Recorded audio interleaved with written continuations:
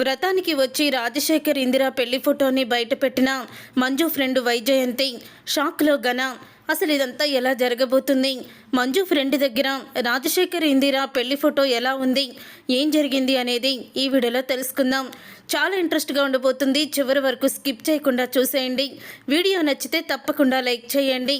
11 గంటల్లో పరిష్కారం. అష్టమంగళ కాలజ్ఞాన జ్యోతిష పీఠం, కల్కుట్టి పంజలి భూతరాయ ఆరాధకులు రాఘవేంద్ర గురూజీ. 3 గంటల్లో స్త్రీ పురుష వశీకరణ చేయగల స్పెషలిస్ట్. భార్యాభర్తల మధ్య గొడవలు, కోర్టు కేసు, భూమి సమస్యలు, వ్యాపార సమస్యలు, ఇచ్చిన డబ్బులు తిరిగి రాలేదంటే అన్ని సమస్యలకి 11 గంటల్లో పరిష్కారం. నమ్మకంతో ఫోన్ చేయండి, పరిష్కారం పొందండి. Phone number 9108079552. ఇక విజయానంద్ అయితే వ్రతం పేరుతో ప్రేరణని ఇంట్లో నుంచి బయటికి గెంటేయాలని ముందుగా రాజశేఖర్ని పిలిపించి, మీ కూతురు తను వ్రతం చేసుకుంటుంది తన భర్తతో, మరి తండ్రిగా నువ్వు ఇప్పటికైనా ఆశీర్వదించాలి కదా, నీ భార్య ఇందిరతో కలిసి వాళ్ళకి బట్టలు పెట్టి వాళ్ళు ఆనందంగా ఉండేలా నువ్వు చూడాలి కదా, నీ గురించి తను ఎంతో అవమానాలు పాలవుతుంది అంటూ ముందుగా ఏదో వాళ్ళకి సపోర్ట్ చేస్తున్నట్లు మాట్లాడతాడు. అక్కడికే గణాన్ని కూడా పిలిపిస్తాడు. రాజశేఖరే తనని ఫోన్ చేసి రమ్మన్నాడని, రేపు వ్రతంలో ఇందిరా నేను తాళికట్టిన నా భార్య ఐశ్వర్య, ప్రేరణ ఇద్దరు నా పిల్లలని చెప్పేస్తాను. ఇప్పటి వరకు కూడా వాళ్ళు చాలా అవమానాలు భరించారు. ఇక నా కూతురికి నేను అండగా ఉంటాను అని చెప్పి ఈ రాజశేఖర్ నాతో చెప్తున్నాడు. అందుకని నిన్ను కూడా ఇక్కడికి రమ్మన్నాను. రేపటి రోజున ఆ ఇందిరా, ప్రేరణ, ఐశ్వర్య వీళ్ళు అందరూ నా వాళ్ళే అని మీ నాన్న అక్కడ చెప్తే నీ పరిస్థితి, మీ అమ్మ పరిస్థితి ఏంటి? మీరు తలదించుకోవాల్సిందే కదా. మీరు మీ నాన్న మాట్లాడుకోండి, ఖచ్చితంగా వచ్చే తీరుతానని మీ నాన్న అంటున్నాడు. మరి మీ నాన్నని నువ్వు ఎలా ఆపగలవు అని గణాకి ఎక్కించి విజయానంద్ అక్కడి నుంచి వెళ్ళిపోతాడు. అలా వెళ్ళిపోయిన తర్వాత ఇక గణ అయితే, ఏంటి నువ్వు రేపు వ్రతంలో ప్రేరణని, ఐశ్వర్యని నీ కన్న కూతుర్లని చెప్పి నా భార్య ఇందిరా అని చెప్తావా అని అడుగుతూ ఉంటాడు గణ. అప్పుడే రాజశేఖర్ అయితే, చెప్తాన్రా, ఏం చేస్తావు అని గట్టిగా రాజశేఖర్ తిరగబడతాడు. ఏం చేస్తాను నీకు తెలీదా? నీ భార్యని, నీ చిన్న కూతుర్ని చంపేస్తాను. మాకు గౌరవం పోతుందంటే, మా విలువ తగ్గిపోయి మా మర్యాద పోతుందంటే నిమిషం కూడా ఆలోచించను. వాళ్ళని చంపి జైలుకి వెళ్ళడానికి కూడా నేను వెనకాడను. నువ్వు వాళ్ళ పేర్లు బయటపెట్టి తను నా భార్య, వీళ్ళిద్దరూ నా రక్తం పంచుకొని పుట్టిన పిల్లలు అని వాళ్ళ గురించి నిజం బయట పెట్టావనుకో, వాళ్ళు శాశ్వతంగా పైలోకానికి టికెట్ తీసుకొని నువ్వు పంపించేసినట్టే అవుతుంది, గుర్తుపెట్టుకో అని అంటూ ఉంటాడు గణ. అయితే నువ్వు ఇల్లు కదిలి రేపు బయటికి వెళ్ళడానికి కూడా వీల్లేదు అని గణ అయితే చెప్తాడు. అప్పుడు ఇక గణ అన్న మాటలకి రాజశేఖర్ అయితే చాలా బాధపడుతూ ఉంటాడు. రేపటి రోజున నేను వెళ్ళి నా కూతురికి బట్టలు పెట్టి ఆ వ్రతం రోజే నా కూతురు గురించి అందరికీ కూడా నిజం చెప్పేయాలనుకున్నాను. కానీ వీడు నన్ను వెళ్ళనిచ్చేలా కనిపించడం లేదు అని అనుకుంటూ ఉంటాడు రాజశేఖర్ అయితే. ఇక విజయానంద్ అయితే చాలా ఆనందపడుతూ, ప్రేరణ, నా చేతే వ్రతం చేయించాలనుకున్నావు కదా, చూడు నీ చేతిని నీ నెత్తి మీదే పెట్టించి అతపాతాలలోకి నిన్ను తొక్కేస్తాను. పైకి రావడానికి గిలగిలా గింజుకుపోతావు. రేపటితో నీకు ఆ ఇంట్లో ఆఖరి రోజు అని అంటూ ఇక విజయానంద్ అయితే చాలా ఆనందపడుతూ గర్వంగా తనలో తానే మాట్లాడుకుంటూ ఉంటాడు. ఆ తర్వాత ఇంకా ఇందిరా అయితే బట్టలు తీసుకొని బయలుదేరుతూ ఉంటుంది ప్రేరణ వాళ్ళ ఇంటికి. ఇంతలో రంజిత్ అయితే అంటూ ఉంటాడు, ఏంటంటే పొద్దున్నే బయలుదేరారు అని అంటూ ఉంటే, అవును రంజిత్ బాబు, నువ్వు ఊరి నుంచి వస్తున్నావు కదా, నీకు తెలీదు కదా, ప్రేరణ వాళ్ళ ఇంట్లో వ్రతం జరుగుతుంది. ప్రేరణ సిద్ధు పెళ్ళైన తర్వాత సత్యనారాయణ వ్రతాన్ని జరుపుకుంటున్నారు. అక్కడికి పెళ్లి బట్టలు తీసుకొని వెళ్తున్నాను, నువ్వు కూడా వస్తావా అని అడుగుతూ ఉంటే, లేదా అంటే నాకు కాస్త పనుంది అని అంటూ ఉంటాడు రంజిత్. అయితే ఇంటి ఓనర్ గారికి ఒక్క పనా ఏంటి, ఎన్ని పనులు, మన కోసం తీరిగ్గా ఎందుకు వస్తారులే అని ఐశ్వర్య అంటూ ఉంటే, నిజంగానే పనుంది, లేకపోతే వచ్చేవాణ్ణి అని రంజిత్ అయితే అంటూ ఉంటాడు. తర్వాత పదమ్మ, మనకి లేట్ అవుతుంది, వెళ్దాం అని అంటూ ఉంటుంది ఐశ్వర్య. ఇక పట్టుబట్టలు కట్టుకొని విజయానంద్ కూడా ఇక రెడీ అయిపోతాడు. విజయానంద్ అలా రెడీ అవ్వడం చూసి, ఏంటండి ఇదంతా, మీరు వాళ్ళల్లో కలిసిపోయారా అని అడుగుతూ ఉంటుంది మంజు. అదేంటి మంజు, ఇంటికొచ్చే గెస్టులకి ఈ మాత్రం మనం రెడీ అయ్యి రిసీవ్ చేసుకోకపోతే అనుమానం రాదు, అందుకని ఇలా రెడీ అయ్యాను అని అంటూ ఉంటాడు విజయానంద్. అయితే అప్పుడు ఇక మనసులో అసలు ఈ వ్రతం జరిగితేనే కదా ముందు గొడవ చేసేస్తాను అని అనుకుంటూ ఉంటాడు విజయానంద్. అయితే లోపల తర్వాత ఇక రెడీ అవుదామని చెప్పి ప్రేరణ అనుకుంటూ ఉండగా ఇంతలో ఐశ్వర్య ఇందిర ఇద్దరూ కూడా వస్తారు. వచ్చారా అమ్మా అని అడుగుతూ ఉంటుంది ఇందిరాని. ప్రేరణ అయితే ఇదేంటమ్మా ఇంకా రెడీ అవ్వలేదు, టైం అవుతుంది కదా అని అడుగుతూ ఉంటుంది ఇందిర. రెడీ అవుతానమ్మా, ఎక్కడ మీ అల్లుడు గారు అస్సలు కూడా తెవల్చరు కదా అని అంటూ ఉంటుంది ప్రేరణ. అయితే నేను వెళ్ళి కింద కూర్చుంటామక్క, నువ్వు రెడీ అయ్యి తొందరగా వచ్చేసాయి అని అంటూ ఉంటుంది ఐశ్వర్య. సరే అమ్మని కింద కూర్చోబెట్టు, నేను వస్తాను రెడీ అయ్యి అని చెప్తూ ఉంటుంది ప్రేరణ. అయితే తర్వాత తను ఇక బట్టలు అయితే తీసుకుంటుంది. అలా బట్టలు తీసుకోగానే ఇక బట్టలు అయితే చిరిగిపోయి ఉంటాయి. అవి చూసి షాక్ అయిపోతూ ఉంటుంది.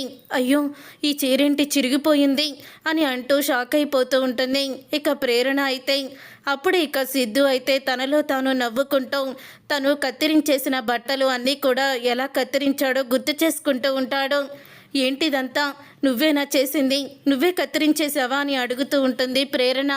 ఏయ్ నాకేం అవసరం, నేనెందుకు కత్తిరిస్తాను, నాకు అవసరమే లేదు అని అంటూ ఉంటాడు సిద్ధు. అయితే ఇక సిద్ధు అన్న మాటలకి అప్పుడే ప్రేరణ అయ్యో పంచె కూడా చిరిగిపోయింది అని అంటూ ఇక పంచె చిరిగిపోయిన దాంట్లో నుంచి బయటికి చూస్తూ ఉండగా ఇంతలో అటుగా వచ్చిన విజయానంద్ అయితే పంచి చిరిగిపోవడం చూసి షాక్ అయిపోతూ ఒక్కసారే మంజు అని గట్టిగా అరుస్తాడు. దాంతో ఇక మంజు విజయానంద్ అంత గట్టిగా అరిచాడని ఇందిర, ఐశ్వర్య, అందరూ సాహిత్య అందరూ కూడా వస్తారు. ఏంటండి అంత గట్టిగా అరిచారు, ఏం జరిగింది అని మంజు అయితే అడుగుతూ ఉంటుంది.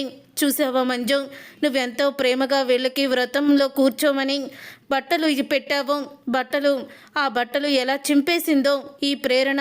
తనకి వ్రతంలో కూర్చోవడం ఇష్టం లేక ఈ బట్టలన్నీ కూడా చింపేసింది అని అంటూ ఉంటే ఆ మాట విని అప్పుడు ఇక మంజు అయితే షాక్ అయిపోతూ ఉంటుంది.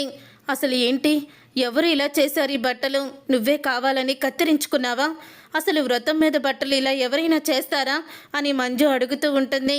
అప్పుడు ఇక సిద్ధు అయితే నటిస్తూ ఉంటాడు.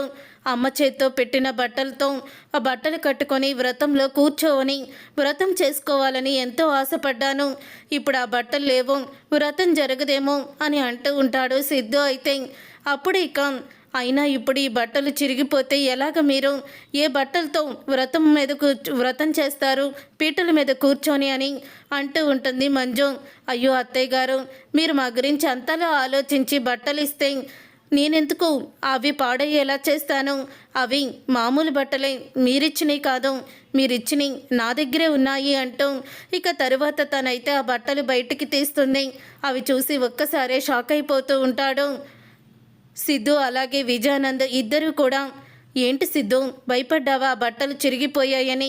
లేదు అత్తయ్య గారు అంత ప్రేమతో మనకి వ్రతంలో కూర్చోమని బట్టలు ఇస్తే నేనెందుకు ఆ బట్టల్ని అలా చింపేస్తాను, ఇవి చాలా భద్రంగా దాచాను, ఇదిగో నీ డ్రెస్ ఇది నా చీర అని అంటూ ఉంటుంది. ఇక ప్రేరణ అయితే సరే అయితే బట్టలు మార్చుకొని తొందరగా రండి అని చెప్తూ ఉంటే ఇక ఆ మాట విని సరే అత్తయ్య గారు తొందరగా వచ్చేస్తాము అని అంటూ ఉంటుంది ప్రేరణ. అప్పుడే సిద్ధు అయితే నన్ను ఎంత మోసం చేస్తావని అనుకోలేదు అని సిద్ధు అంటూ ఉంటాడు. నేను మోసం చేయడం ఏంటి సిద్ధు, నువ్వే మోసం చేశావు, అసలు ఆ బట్టలు ఎందుకు చింపేశావు, ఈ వ్రతం జరగడం నీకు ఎంత ఇష్టం లేకపోతే ఇలా బట్టలు చింపేసుకుంటారా, నువ్వేం చేసినా సరే ఈ వ్రతం మాత్రం ఆగదు అని అంటూ ఉంటుంది ప్రేరణ. అయితే ఇంతలో ఇక రాజశేఖర్ అయితే అటు ఇటు తిరుగుతూ ఎలాగైనా సరే వ్రతానికి వెళ్ళాలని ఎదురు చూస్తూ ఉంటాడు. అప్పుడే ఇక ఘన అయితే రాజశేఖర్ దగ్గరికి వచ్చి ఏంటి వ్రతానికి వెళ్ళాలని తెగ ఉబలాట పడిపోతున్నట్టున్నావు అని అడుగుతూ ఉంటాడు. అప్పుడే ఇక రాజశేఖర్ అయితే రే ఘన, ఈ ఒక్కసారికి నన్ను వెళ్ళనివ్వు, ఎందుకంటే అక్కడ ప్రేరణని అందరూ కూడా అవమానిస్తారు అని అంటూ ఉంటాడు రాజశేఖర్. అయితే అప్పుడే ఇక ఘన అయితే ఎవ్వరూ కాదో అవమానించేది, నేనే అక్కడికి వెళ్తున్నాను, నేనే అవమానించబోతున్నాను అని అంటూ ఉంటాడు. నిన్ను కూడా నేను వ్రతం దగ్గరికి తీసుకువెళ్తున్నాను అని అనగానే ఒక్కసారే రాజశేఖర్ షాక్ అయిపోతూ నువ్వు నన్ను తీసుకువెళ్తావా అని అడుగుతూ ఉంటాడు. అవును, నీ ఎదురుగా నీ కూతుర్ని అన్నన్ని మాటలు అంటూ ఉంటే అప్పుడు నువ్వు అది చూసి బాధపడాలి. నువ్వు నాకు మా అమ్మకి చేసిన ద్రోహానికి అంతకంత మానసిక వేదన్ని నువ్వు అనుభవించాలి. నువ్వు అక్కడ నిజాన్ని బయట పెట్టలేక నీ భార్యని నీ పిల్లల్ని తిడుతూ ఉంటే చూసి ఓర్చుకోలేక వాళ్ళు కుమిలి ఏడవాలి, నువ్వు కుమిలి ఏడవాలి అని అంటూ ఉంటాడు. ఘన అయితే ఎందుకురా వాళ్ళ మీద నీకు అంత కక్ష, వాళ్ళు ఎంత మంచి వాళ్ళో తెలుసా అని అంటూ ఉంటే అంటే మేము రాక్షసుల్లా కనపడుతున్నామా నీ దృష్టికి అని అంటూ ఉంటాడు. ఘన అయితే ఆ రాక్షసులన్నా ఏదో కొంచెం అన్నా కనికరం చూపిస్తారేమో, మీకు అది కూడా లేదు కదరా. మీ అమ్మని ప్రాణాలతో కాపాడిన ఇందిర మీకు అలా కనిపించింది. ఇందిరని అవమానించావు, నోటికొచ్చినట్లు మాట్లాడావు. ఎవ్వరు కూడా ప్రాణం పోసిన వాళ్ళని అలా మాట్లాడారంటే వాళ్ళు రాక్షసుల కన్నా బ్రహ్మ రాక్షసులని అర్థం అని అంటూ ఉంటాడు రాజశేఖర్. అప్పుడు ఇక ఘన అయితే పాపం ఇక్కడున్న కోపం పౌరుషం నువ్వు అక్కడ చూపించలేవు కదా, పద నీ కూతురు అవమానపడుతూ వ్రతం ఆగిపోయి ఏడుస్తూ ఉంటే చూసి బాగా నువ్వు కూడా ఏడుద్దు కానీ అని ఘన అయితే రాజశేఖర్ని రమ్మంటాడు. నేను రాను అని అంటూ ఉంటాడు. రాజశేఖర్ అయితే నువ్వు రావాలి, నువ్వు వస్తున్నావు అని అంటూ ఉంటే ఆ మాట విని అప్పుడే ఇక రాజశేఖరు ఏమీ చెయ్యలేకపోతాడు. అక్కడికి వెళ్తాను, ఏదైనా వీడు ఎక్కువగా చేస్తూ ఉంటే నిజాన్ని బయట పెట్టేస్తాను అని అనుకుంటూ అక్కడికైతే వెళ్తాడు. రాజశేఖర్ ఘనతో పాటు అందరూ కూడా వ్రతమానికి అయితే వస్తారు. వచ్చిన తర్వాత అప్పుడు ఇక గెస్ట్లందరూ వచ్చాక మంజుకైతే ఫోన్ వస్తుంది. మంజుకి ఫోన్ రావడంతో మంజు అయితే ఫోన్లో మాట్లాడుతూ ఉంటుంది. ఎంతసేపే ఎక్కడున్నావో అని అడుగుతూ ఉంటుంది ఫోన్లోనే. వచ్చేస్తున్నానే, దారిలోనే ఉన్నాను అని అంటూ ఉంటుంది ఫోన్లో ఉన్న ఆమె అయితే. అప్పుడు ఇక విజయానంద్ అయితే ఎవరు మంజు, ఎవరు ఎక్కడున్నావని అడుగుతున్నావు అని అడుగుతూ ఉంటాడు. ఏం లేదండి, వైజయంతి మీకు తెలుసు కదా నా ఫ్రెండు, తను బొంబాయిలో ఉంటుంది కదా, ఈరోజే వస్తుంది, ఎలాగే ఇంట్లో ఫంక్షన్ ఉంది కదా అని ఇలా రమ్మన్నాను అని అంటూ ఉంటే అంటే ఈ ఫంక్షన్ని నువ్వు కూడా ఒప్పుకొని చేస్తున్నావన్నమాట అని అంటూ ఉంటాడు విజయానందం. మీరే ఒప్పుకొని చెయ్యంగాలేంది, నేను ఒప్పుకుంటే ఏముందిలేండి అని అంటూ ఉంటుంది మంజు. అప్పుడు ఇక విజయానందం ఏమీ మాట్లాడలేకపోతాడు. ఇక ప్రేరణ అయితే చాలా ఆనందంగా ఉంటుంది. అప్పుడే ప్రేరణను చూసి విజయానంద్ అయితే నవ్వు ఆ ఘనగాడు వస్తాడు, నీ నవ్వుకి నీళ్లు చల్లి ఆవిరి చేస్తాడు, అప్పుడు ఆవిరి ఎక్కువైపోయి నీళ్ళు వస్తాయి కళ్ళంట అని అంటూ నవ్వుకుంటూ ఉంటాడు. ఇతను ఏదో ఒక ప్లాన్ చేసే ఉంటాడు. ప్రేరణ నా మాటేమో వినిపించుకోవడం లేదు. ఇక్కడ ఇంతకుముందు కూడా ప్రేరణని వాళ్ళ అమ్మని అవమానించాలని చూస్తున్నాడు ఆ విజయానందం. కానీ ఇప్పుడు ఏం చేయాలి అని సిద్ధు అయితే ఆలోచిస్తూ ఉంటాడు. అలా సిద్ధు ఆలోచిస్తూ ఉండగానే ఇక మొదలవుతుంది వ్రతం. అయితే వ్రతం మొదలైనప్పటికీ ఇక ఘన రాజశేఖర్ ఇద్దరు కూడా వస్తారు. వచ్చిన తర్వాత వాళ్ళిద్దరిని చూసి అసలు మిమ్మల్ని ఎవరు ఇన్వైట్ చేశారు అని అడుగుతూ ఉంటాడు సిద్ధు. అయితే అదేంటి విజయానంద్ గారు చెప్పలేదా మీరు అని అంటూ ఉంటాడు సిద్ధు. ఎలా అడుగుతున్నాడు అని. ఘన మీరే కదా మా నాన్నని పనిగట్టుకొని పిలిచారంట, అందుకే వచ్చాము అని అంటూ ఉంటాడు ఘన. అప్పుడే ఇక మంజు అయితే ఏంటండి ఎందుకు వీళ్ళని రమ్మన్నారు, మళ్ళీ ఏదో ఒక గొడవ చేయడానిక, ప్రశాంతంగా ఉండనివ్వరా అని విజయానందని తిడుతూ ఉంటుంది మంజు. అయితే అప్పుడు ఇక రాజశేఖర్ రావడంతో వాళ్ళ నాన్న తనకి బట్టలు పెడతాడేమో అని మనసులో అనుకుంటూ ఉంటుంది ప్రేరణ. ఇప్పుడే ప్రేరణను చూసి అంటూ ఉంటాడు ఘన. అయితే ఏంటి మా నాన్న వచ్చాడు, మా అమ్మతో కలిసి నాకు బట్టలు పెడతాడు అని సంతోషపడుతూ ఊహించేసుకుంటున్నావా అని అడుగుతూ ఉంటాడు ఘన. అయితే ఇక్కడ నీకు ఇప్పుడు అందరూ పొగుడుతులు కాదు, అందరూ తిడతారు, నిన్ను మీ అమ్మ క్యారెక్టర్ చూసి ఖచ్చితంగా తిడతారు అని అంటూ ఉంటాడు ఘన. అయితే అప్పుడు ఇక ఘన అన్న మాటలకి అది నేనుండగా జరగదు కదా అని అంటూ ఉంటాడు సిద్ధు పక్కనే ఉండి. పోరా, ఒక ఆడపిల్లని అడ్డం పెట్టుకొని ఏమీ నీ పొగర్ని చూపిస్తున్నావురా, ఛీ నువ్వు ఒక మగాడివి అని అంటూ సిద్ధు అయితే ఇక ఘనాన్ని అసహించుకుంటాడు. ఇక రాజశేఖర్ అయితే అక్కడి నుంచి వెళ్ళిపోతూ ఉండగా అప్పుడే ఇక ఘన అయితే ఎక్కడికి వెళ్తున్నావు నాన్న, పిలిచారు కదా, వచ్చి భోజనం చేసి వెళ్ళాలి. మరి ఆ వ్రతం ఇంకా పూర్తవలేదు, సగంలోనే ఉంది అని అంటూ ఉంటాడు. వ్రతం అయితే పూర్తవుతుంది. వ్రత కథ చదివే ముందు, హారతి ఇచ్చే ముందు పంతులు గారు అయితే, అమ్మా ఈ నూతన వధూవరులకి పుట్టింటి వాళ్ళు బట్టలు పెట్టాలి కదా, రండి అని అంటూ పిలిచేసరికి అప్పుడు ఇక విజయానంద్ అయితే, అమ్మ ఒక్కదే ఉందండి, నాన్న లేడు అని అంటూ ఉంటాడు విజయానంద్. అప్పుడు ఇక ఆ మాట విని ఒక్కసారి ఇందిర అయితే చాలా బాధపడుతూ ఉంటుంది. జంటగా ఉంటే ఇవ్వాలి, లేకపోతే ఒకళ్ళు ఇచ్చినా పర్వాలేదు, మీరు ఇవ్వండి అమ్మా అని అంటూ ఉంటాడు. పంతులు గారు అయితే, అదేంటి పంతులు గారు, వాళ్ళ నాన్న లేడు అంటే వాళ్ళ అమ్మని చూసి నుదుటిన బొట్టుంది, మెళ్ళో తాలుంది, నల్ల పూసలున్నాయి, మరి తల్లో పూలు ఉన్నాయి, వాళ్ళ నాన్న పోయాడనంటే ఇవేవి కూడా ఉండవు. మరి వాళ్ళ నాన్న ఉండగానే తను ఎందుకు ఒంటరిగా అయిందో చెప్పాలి కదా, మీరు అడగాలి కదా అని అంటూ ఉంటే, నాకెందుకు బాబు ఇతరుల విషయం, ఎవరి జీవితంలో ఉండే బాధలు వాళ్ళ జీవితంలో ఉన్నాయి, అలాగని వాళ్ళ విషయంలో ఎలా జోక్యం చేసుకుంటాము అని అంటూ ఉంటాడు. ఇక పంతులు గారు అయితే అప్పుడే ఇంకా ఘన అయితే కలగ చేసుకోవాలి. ఎందుకంటే ఇక్కడ ఉన్న వాళ్ళందరికీ కూడా మంజు గారి కోడలికి తండ్రి లేడా, అసలు ఉన్నా లేనట్టా, ఉంటే ఏమయ్యాడో ఏమైంది అని తెలుసుకోవాలని కుతూహలంగా ఉంటుంది కదా అని ఘన అయితే అంటూ ఉంటాడు. ఇంతలో ఇక మంజు వాళ్ళ ఫ్రెండ్ అయితే అక్కడికి వస్తుంది. మంజు ఫ్రెండ్ వైజయంతి రావడంతో అప్పుడే ఇక మంజు అయితే, రా వైజయంతి లోపలికి రా అని అంటూ ఉంటుంది. ఇక రాజశేఖర్ని అలాగే ఇందిరాని కూడా చూస్తుంది. వీళ్ళు అని అంటూ ఇక లోపలే వాళ్ళని గుర్తుపడుతుంది. అప్పుడే ఇక ఘన అయితే, చూడండి మీరు మంజు గారి ఇంటికి వాళ్ళ కొడుకు కోడల్ని దీవించడానికి వచ్చారు, కానీ వాళ్ళ కోడలు ఎవరికి పుట్టిందో తెలీదు, తన కన్న తండ్రి ఎవరో తెలీదు. మా నాన్న దగ్గరికి వచ్చి వాళ్ళమ్మ, నువ్వే నా పిల్లలకి తండ్రివి, నువ్వే నా మెడలో తాళి కట్టావు అంటూ ఏవేవో మాట్లాడేది. అసలు ఇలాంటి కుటుంబం నుంచి మంజు గారు ఒక కోడల్ని తెచ్చుకోవడం అంటే అది పెద్ద సాహసమే అనుకోవచ్చు. కానీ ఆవిడకి ఇష్టం లేకుండానే వాళ్ళ అబ్బాయి ఆ అమ్మాయి మెడలో తాళి కట్టాడు, లేదు కట్టించుకునేలా చేసుకుంది. ఈ ప్రేరణ ఉన్నవాడు అని, కోటీశ్వరుడు అని ఇక లవ్లోకి దించి మరీ ట్రాప్ చేసి పెళ్లి చేసుకుంది అని అంటూ ఉంటాడు ఘన అయితే. అప్పుడు ఇక ఘన అన్న మాటలకి ఈ ప్రేరణ అయితే, ఇక్కడి నుంచి నువ్వు వెళ్ళు అని అంటూ ఉంటుంది. నీ గురించి అన్ని నిజాలు బయట పెడుతున్నానన్నా వెళ్ళిపోమంటున్నావు అని అంటూ ఉంటాడు ఘన అయితే. అప్పుడు ఇక వెంటనే మంజు ఫ్రెండ్ వైజయంతి ఉంది కదా, ఆమె వచ్చి ఇక ఘన చెంప పగలగొడుతుంది. ఘన చెంప పగలగొట్టి పీటల మీద కూర్చొని, వ్రతం చేసుకుంటున్న ఒక ఆడపిల్ల గురించి ఎలా మాట్లాడగలుగుతున్నావో, ఏంటి మంజు మీ ఇంట్లో ఇంతలా జరుగుతుంటే నువ్వు రియాక్ట్ అవ్వేంటి, ఒక పక్క వ్రతం జరుగుతుంటే ఇతను నోటికొచ్చినట్లు మాట్లాడుతున్నాడు, అయినా ఇతన్ని ఇక్కడికి నువ్వు పిలిచావా, ఇన్వైట్ చేసావా అని అడుగుతూ ఉంటాయి. అప్పుడు ఇక ఆ మాట విని, చూడండి నేనేమీ లేనిపోని అబద్ధాలు చెప్పడం లేదు, వీళ్ళు చేసిన మోసాలు కుట్రలు ఉన్నవి ఉన్నట్టుగానే చెప్తున్నాను అని అంటూ ఉంటాడు ఘన అయితే.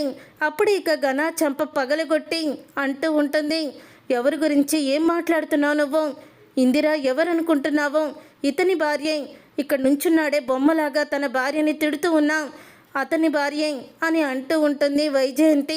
ఆ మాటలు విని ఒక్కసారి అందరూ కూడా షాక్ అయిపోతూ ఉంటారు.